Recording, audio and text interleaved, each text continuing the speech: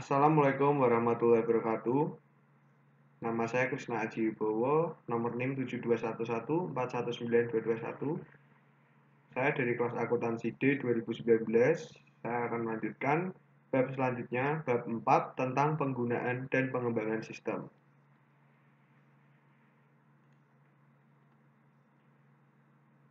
Organisasi bisnis. Dukungan sistem organisasi bagi informasi bagi organisasi. Sistem informasi dikembangkan untuk mendukung keseluruhan organisasi, eksklusif, dan area bisnis. SIM dimaksud untuk memenuhi kebutuhan informasi umum para manajer perusahaan. Sistem informasi eksklusif dirancang untuk digunakan oleh manajer tingkat strategis perusahaan dan 5 sistem informasi di tingkat lebih rendah dalam figur tersebut mencakup kebutuhan informasi unik dari area-area bisnis tersebut. Organisasi layanan informasi. Ada sumber daya informasi dan spesialis informasi.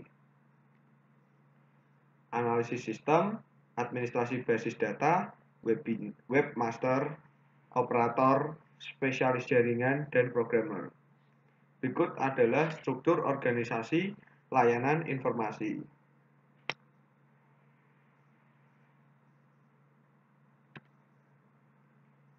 Dan ini adalah struktur organisasi inovatif. Selanjutnya, komputasi pengguna akhir. Di akhir tahun 70-an, kita melihat perkembangan minat dari pihak pengguna untuk mengembangkan aplikasi komputernya sendiri.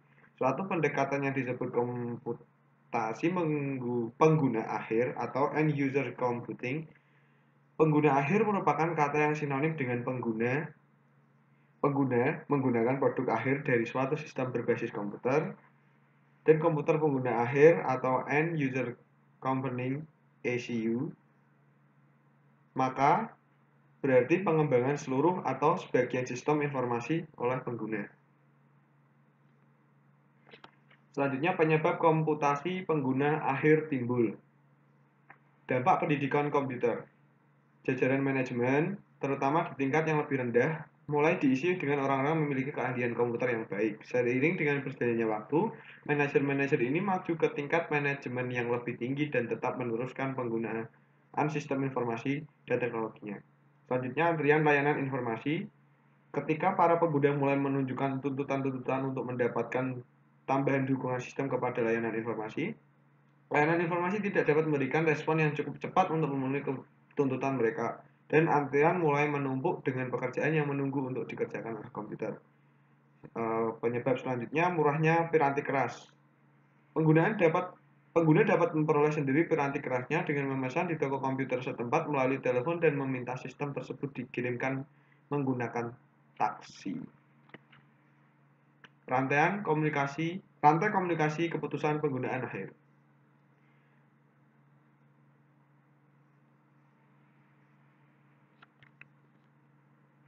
Piranti lunak siap pakai. Baik perusahaan piranti keras maupun piranti lunak membuat piranti lunak yang akan mengerjakan tugas-tugas akuntansi dasar sekaligus memberikan informasi bagi pengembalian keputusan. Piranti lunak siap pakai ini menawarkan dukungan yang ditingkatkan dan kemudahan pengguna, dan memungkinkan perusahaan dan pengguna-pengguna individual dengan sedikit keahlian komputer mengimplementasikan suatu sistem berbasis komputer. Selanjutnya, keuntungan dan risiko komputasi penggunaan akhir. Keuntungannya menyamakan kemampuan dan tantangan dan mempersempit jarak komunikasi. Sedangkan resikonya, sasaran sistem yang buruk, sistem yang dirancang dan didokumentasikan dengan buruk, penggunaan sumber daya informasi yang tidak efisien, hilangnya integritas data, hilangnya keamanan, dan hilangnya kendali. Selanjutnya, kriteria pendidikan, pengetahuan, dan keahlian yang dibutuhkan oleh karir di bidang layanan informasi. Pengetahuan pengembangan sistem. Pengetahuan komputer adalah kemampuan untuk menggunakan sumber daya komputer guna mendapatkan proses yang dibutuhkan. Pengetahuan informasi meliputi pemahaman bagaimana menggunakan informasi dalam setiap langkah proses pemecahan masalah. Pengembangan sistem terdiri atas langkah-langkah yang diambil oleh pengembang suatu sistem informasi. Pengetahuan pengembangan sistem. Pengetahuan komputer adalah kemampuan untuk menggunakan sumber daya komputer guna mendapatkan proses yang dibutuhkan. Pengetahuan informasi meliputi pemahaman bagaimana cara menggunakan informasi dalam setiap langkah proses pemecahan masalah. Pengembangan sistem terdiri atas langkah-langkah yang diambil untuk mengembangkan suatu sistem informasi. Selanjutnya, keahlian pengembangan sistem. Keahlian komunikasi. Kemampuan untuk menyampaikan informasi kepada orang atau lebih dengan menggunakan komunikasi lisan, tulisan, atau gambar. Yang selanjutnya, kemampuan analitis, yaitu melibatkan studi dengan pemahaman akhir atas suatu situasi dengan tujuan untuk merumuskan respon atau solusi. Selanjutnya, kepemimpinan, kemampuan untuk mengerahkan orang lain untuk melakukan tugasnya. Dan yang selanjutnya, mengelola pengetahuan yang ditunjukkan oleh sumber daya informasi perusahaan, otomatisasi kantor. Otomatisasi kantor.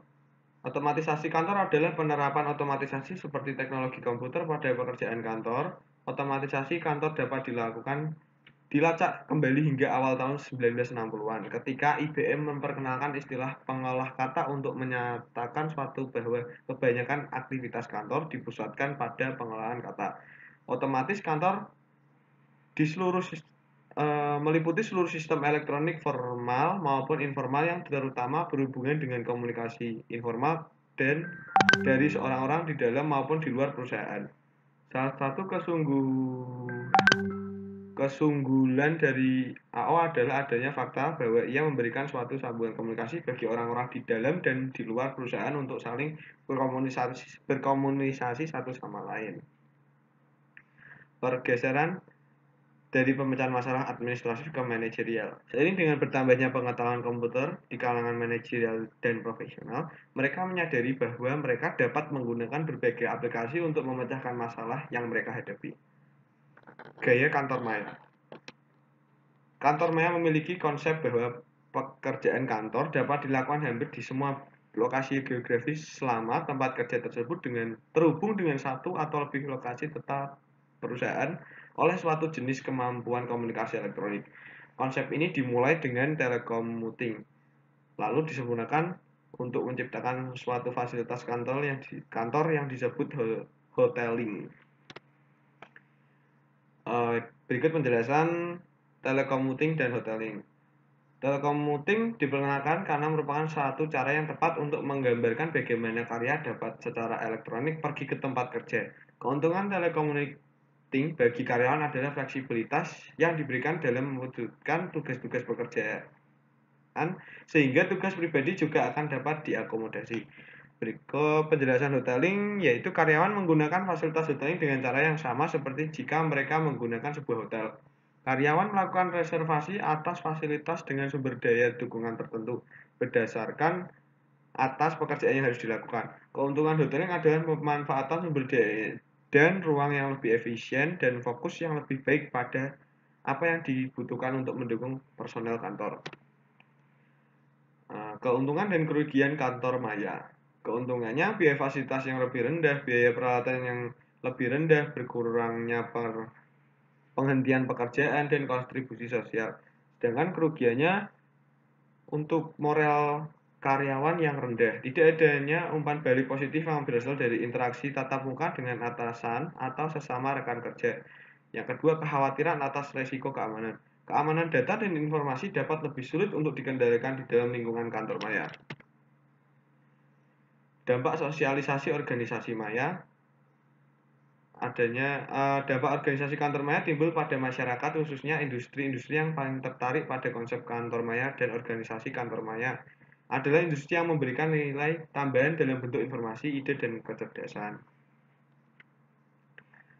Sekian presentasi dari saya.